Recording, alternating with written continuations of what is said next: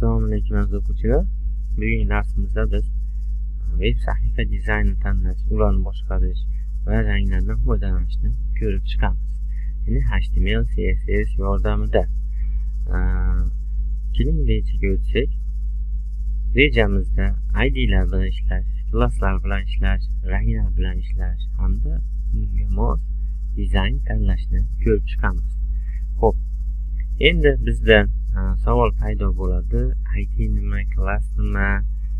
Xuddi shularga o'xshagan savollarga bugun darsimizda amaliy tarzda to'g'ri tushuntirib o'tib ketamiz. ID bu bizda reshotka belgisi bilan yoziladigan biror bir elementga kiritiladigan, o'zgarish kiritiladigan buyruq nomi desak ham bo'ladi. Ya'ni element nomi. E'tibor bersangiz, bu joyda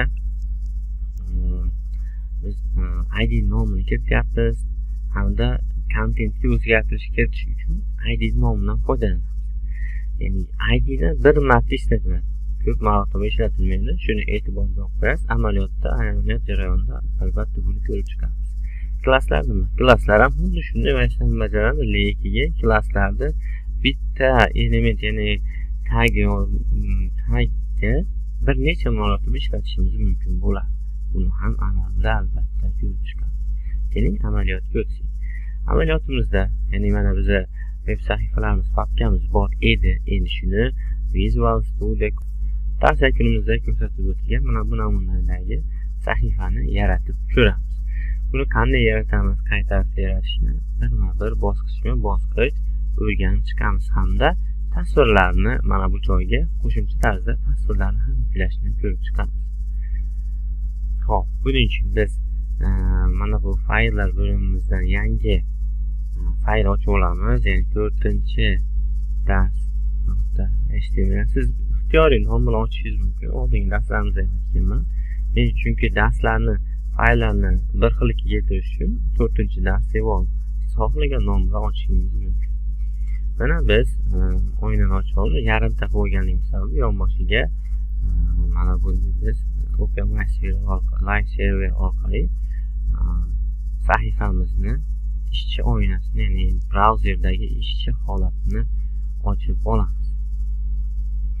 Endi keling biz HTML strukturasini tayyorlab olaylik. Mana shift bilan birni bosamiz hamda Enterni bossak, bizga HTML strukturasi keladi. Endi keling design deb mavzu qo'yaman. Ya'ni title nomiga e'tibor bersangiz, bundan qilganimizdan keyin bizda web dizayn yaratish salohasi paydo bo'ldi. Endi keling, birinchi biz sahifalarimiz bir necha bo'laklardan tashkil topgan bo'ladi. Ya'ni birinchisi header qismi, asosiy qismi, ya'ni oldingi darslarimizda o'tganman. HTML strukturasiga mavzumizda web sahifalarning tuzilishida. Endi birinchi header qismi bo'ladi. Bu yerda asosiy menyular, shunga o'xshagan, ya'ni kerakli bo'ladigan sahifani ochib yoritib beradigan asosiy qismi header qismi bo'ladi. Ya'ni bosh qismi buni darslar davomida ko'rib chiqamiz. Asosiy qismi nima?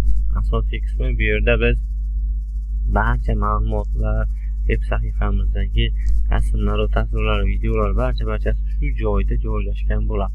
Shuning uchun buni asosiy qism deymiz.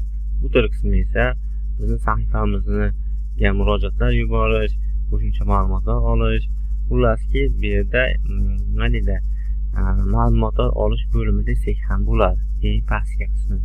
Ya'ni bu narsani, shu jarayonni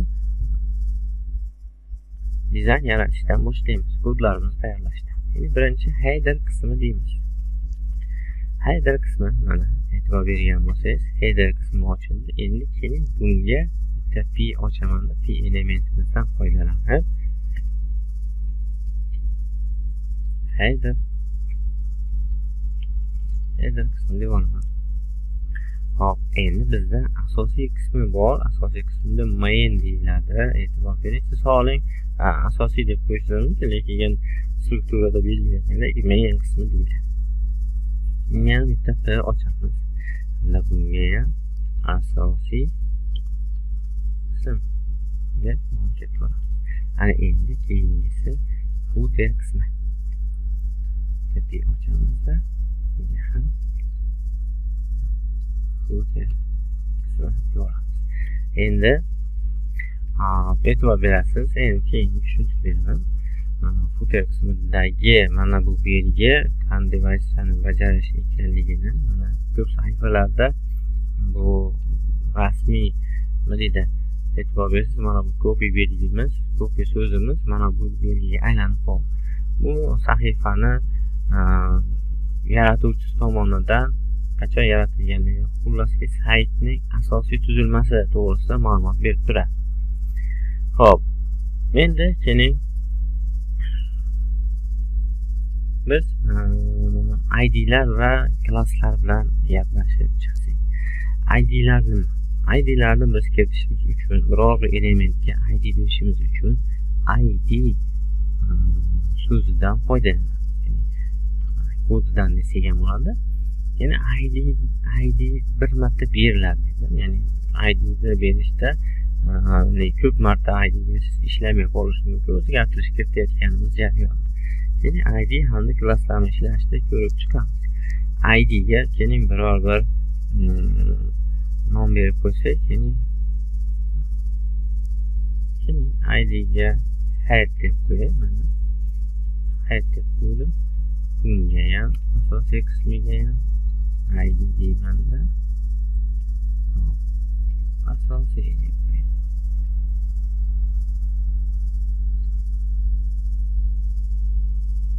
Asosiy. Bunga esa ID deb qo'yib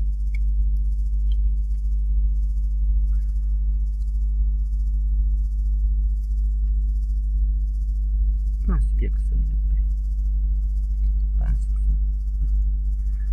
Mana biz ID'lar qo'yamiz. Endi ID o'z aslida ID bilan klasslarda elementlarni, ya'ni o'zgartirishlar kiritishimiz bir xil, lekin nomlarni berishimiz har xil bo'ladi. Ya'ni bir marta ID'da bir marta nom beramiz, klass esa bir necha klasslardan foydalangan holda nom berishimiz mumkin bo'ladi. Qani e'tibor beramiz? Qani biz bu yerda birinchi head ID'mizga o'zgartirish kiritishimiz uchun style'dan, ya'ni CSS'dan foydalanamiz. Ya'ni style deb turib ID'ni kiritamiz. ID'lar e'tibor bering, mana bu reshotka belgisi orqali kiritiladi. Reshotka belgisini yozamiz va berilgan ID nomimizni kiritamiz. Ya'ni head deyman. Ana endi keling buni background colorini o'zgartiring. Ya'ni mana buni orqa fonini yozuvimiz. Background colorini keling tomato deb qo'yaman. Mana e'tibor bersiz, mana o'zgardi. Endi shu joyda keling orasicha kichikroq o'zini holatida oldi. Buni biz keling padding yordamida, padding bu ichki tomondan kengaytirib beruvchi so'zlar hisoblanadi, kod hisoblanadi. Keling bunga 25 piksel beramiz. E'tibor bersiz, mana ichki tomonidan mana bu blokni kengaytirib berdi. Sodda qo'ysa satrni kengaytirib berdi. Endi nimasining rangini ham o'zgartiraylik. Keling color white. Mana o'zgardi. Endi keling yozuvimiz o'rtaga o'tsin. Buning uchun text align center byurodan foydalanamiz. Endi yozuvimizcha kichikroq, keling buni yozuvda kattalashtiramiz. Buning uchun font size belgisidan foydalanamiz. Font size, ya'ni xohlagancha, masalan biz endi buni 25 piksel deydigan bo'lsam, e'tibor bering, font size'ini kattalashdi yozuvimiz. Ana endi biz ID bilan berishni ko'rdik. Endi qarang, endi ID bilan klassning farqini tushuntirib beraman sizga. Xo'p, mana bu yerga men ID ga yana bitta kiritib qo'ymoqchiman. Ya'ni bosh deb turib kiritib qo'ymoqchiman. Ana endi e'tibor bersiz, ID o'zgarib ketdi va ishlamay qoldi. ID ning asosiy klassdan farqi shu bo'ladi. Endi keling buni biz bloklab turamizda kodimizni.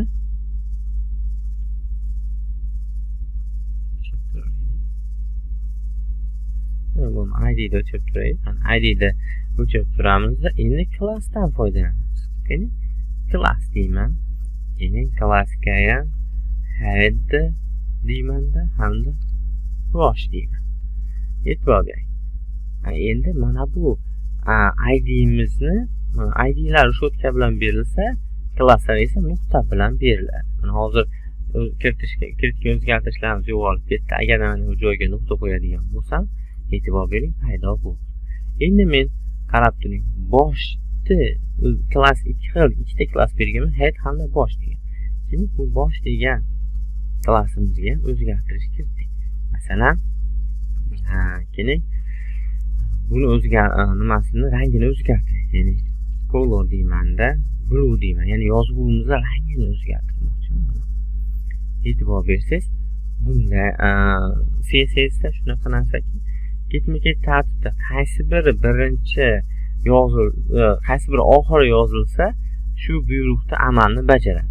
Agarda men buni mana bu joydan headning tepasidan yozsa, endi mana bu headni ketgan rang ishlaydi, ya'ni buyruq ishlaydi. Mana bu ishlamay turadi. Shundaylar, demak, CSSni ishlatayotganda, qo'llayotganda albatta ketma-ketlikka e'tibor berishingiz so'raladi. Endi mana biz ID bilan klassning farqini tushunib oldik. Ya'ni ID da bitta nom berishimiz mumkin ekan, klass esa bir necha nomlar bilan foydalanishimiz mumkin ekan.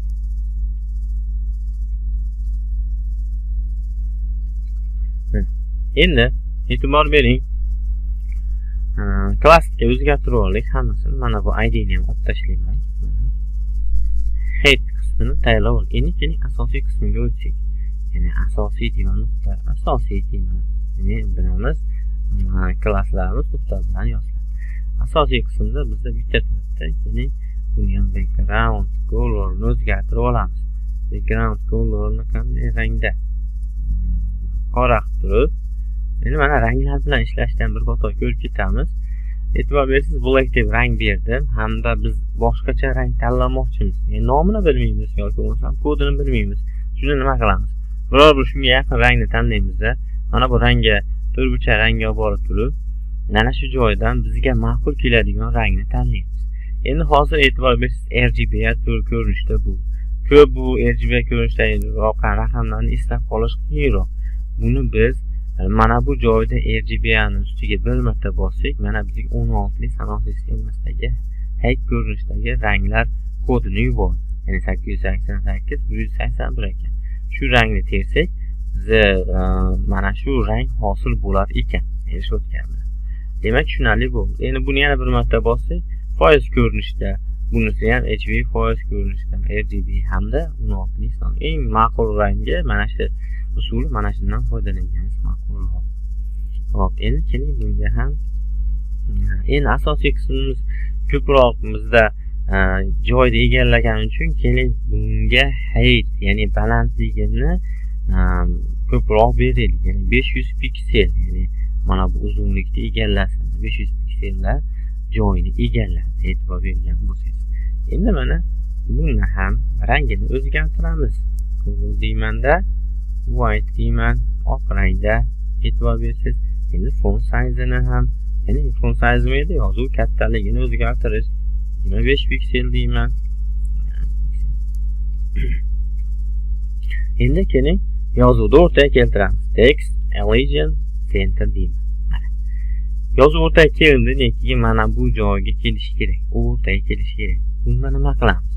Bunda biz line height'dan foydalanamiz. Line, liniyani o'lchovi balandligini degan ma'noni anglatadi. Line height deymanda, line height'da e'tibor bering, mana bu asosiy height necha piksel bo'lsa shuni berganimizdan keyin bu o'rtaga keladi.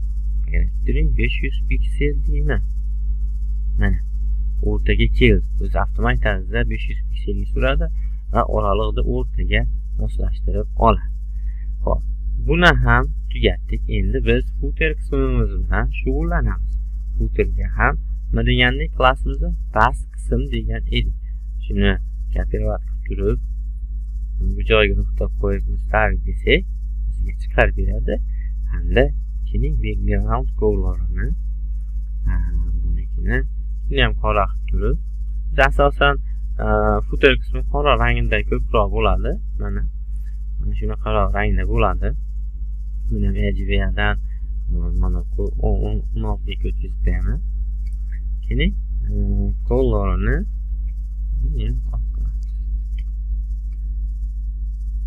ko'lroq bo'ldi. Keyin buni ham heightini 100 piksel qilib kattalashtirib olamiz. Ana inline height deyman-da. Endi buni necha beraman? 100 piksel bersam o'rtaga keltirib beradi. Endi text region center desam yozuvimizni o'rtaga keltirib qo'yadi. E'tibor bergan bo'lsangiz, mana shu holatda biz mana web sahifamizning strukturalarini foydalanishni, qo'llanishini ko'rib chiqdik. Endi biz buni mana bu asosiy qismdan ikkita bo'lishi mumkin, uchta bo'lishi mumkin. Shu holatda ikkita asosiy qismni qo'yishni ko'rib chiqamiz. Ya'ni bitta asosiy qismni olaman, mana shu joydan hamda kopirovat qilib turib, bitta enter bosib, Ctrl bilan style qilsam bo'ladi. Mana ikkita bo'ldi. Lekin e'tibor bering, yonma-yon joylashmayapti. Bizning buni taqdimotimizda esa yonma-yon turibdi. Asosiy qism 1, 2 bo'ldi. Keyin biz ham buni yonma-yon joylashtirishni ko'rib chiqamiz. Asosiy qism 1 deyman. Asosiy qism 2 deyman. Endi o'zgartirishni bitta asosiyni o'ziga bersam bo'ladi, chunki klasslari bir xil. Endi mana bunda nima qilaman? Bunda float degan nimadan foydalanayotgan narsamiz o'tgandik. Float left deydigan bo'lsam, yonboshiga mana chaqirib beradi. Faqatgina endi nima? Bunda o'lchovini mana shu kenglikka moslashtirishimiz kerak. Hozir e'tibor bering, mana bu tomonga o'tib ketib qoldi. Kenglikka moslashtirishimiz uchun mana bu joydan kengligini mana width, ya'ni sahifamizning kengligini 50% dan oshsin deb qo'yaman. Mana e'tibor bering, joylashdi. Endi bitta yana muammo qoldi. Biz footer qismimiz ham yonboshiga chiqib. Bunda footer qismimizni qanday pastga tushiramiz? Aytamizki, endi mana shu asosiy qismdan pastga tushkun deydigan buyruq bor, ya'ni global bu tozalash, ya'ni mana shu jarayonni asosiy qismini tozalab, bu shu o'zidan boshqa element chiqmasin deydigan buyruq bor, ya'ni buni pastki qismga beramiz. Ya'ni clear both degan buyruq mana. Desak, mana bu footer qismimiz o'zining joyiga kelib oladi. Endi biz mana bu chegarasini 1 va 2 ni ajratib qo'yishimiz kerak. Ajratib qo'yishimiz uchun mana buni 50% emas, keyin 49% beraylik. Mana endi nimaga 49% desangiz, hozir men bunga chegara qo'yganimdan keyin, ya'ni borderni o'tgan darsda border 5 piksel solid array deydigan bo'lsam, mana e'tibor bering, 5 piksel ham katta bo'lib ketdi. Keyin buni 3 pikselga aylantiramiz. E'tibor bering, mana bizning sahifamizning ikkalasi mana shu joyda nima qildi, bo'lindi. Endi mana shu ichida asosiy qismga rasm ham joylashni ko'rib chiqaylik. Rasm joylashimiz uchun biz shu mana asosiy qism elementlarini ichiga rasm biriktirib olishimiz kerak bo'ladi. Bunda biz mana bu p elementining ichiga mana bitta pastga tushib turib, shuning ichiga rasm joylayman. Image deymanda, image shu rasmni oldim. Hamda ikkinchi p elementimiz ichiga ham image deymanda rasmni oldim. Ya'ni alt atribut yordamida birinchi rasmni, ikkinchi rasmni anglatib berish uchun rasmlarni olaman. Birinchi rasmimiz Farg'ona ekan, ikkinchi rasmimiz esa Samarqand. Nom olib, bu sizga ma'qul kelsa nomlaysiz. Nomlashimiz shart, nima qilsam bajaradi. Ya'ni mana bu yerda rasmni qandaydir xatolik sodir bo'ldi. Sodir bo'lganda e'tibor bersangiz, mana bu joyda hozir buni elementini to'sib turibdi, Samarqand degan yozuv chiqib turadi. Hammaga tushunarli bo'ldi. Endi bu bo'yicha o'tgan narsa tushuntirib o'tgan edim. Endi mana e'tibor bering, rasmimiz pastga tushib ketdi. Bu mana bu joyda joylashishi kerak edi. Buning uchun nima qilamiz? Endi mana biz asosiy degan klassimizga o'tamiz-da. Mana bu joydan biz line head berib qo'yganmiz 500 piksel. Bu ham 500 piksel suryapti. Shuni o'chirib tashlayman. O'chirib tashlaman, tepaga keldi. Endi tepaga keldi-yu, lekin rasmning hajmi katta bo'lgani uchun bunga joylashmayapti. Bizning mana bu o'lchovdagi joyimizga, ya'ni 500 pikselga, 100 kengligiga joylashmayapti. Keling, buni ham kodlarni chiroyli qo'yaylik. Joylashib ko'ramiz. Buning uchun nima qilaman? To'g'ridan-to'g'ri image ga klass berishni boshlayman. Image. Mana class in design. Hop, width'ini deyman 100% ol. Ya'ni mana shu 50% degan mana o'lchovini 100% dan oldik. Endi balandligini ham height deymanda, keyin balandligi 500 piksel ekan, biz buni 450 piksel deb qo'yamiz. Ishlansa, mana. Endi qani rasmimiz cho'zilib ketgan holat bo'lib qolyapti, xunuk holat. Keling, buni biz qalayimizda object fit degan narsa bor. Asli holatida qirqib ol degan. Mana object fit deb asl holatida qirqib oldi. Mana biz tasvirimizga nima strukturamizga rasmlarni joyladik. Hamda mana bu yerda header qismimizga menyular joylashdik, linklar, havolalar joyladik. Buni oldingi darslarimizda ko'rganmiz, mana bosh sahifa hamda yangilik deb buni o'zim qo'shib qo'ydim. Amalda bajarishlar uchun qo'shib qo'ydim. Ya'ni oldingi darslarimizda o'tganligimiz uchun. Mana shu holatda mana bizning web sahifamiz tayyor bo'ldi. Siz ham shuni tayyorlab ko'ring, amaliyotda bajarib ko'ring. E'tiboringiz uchun rahmat. Sog' bo'ling.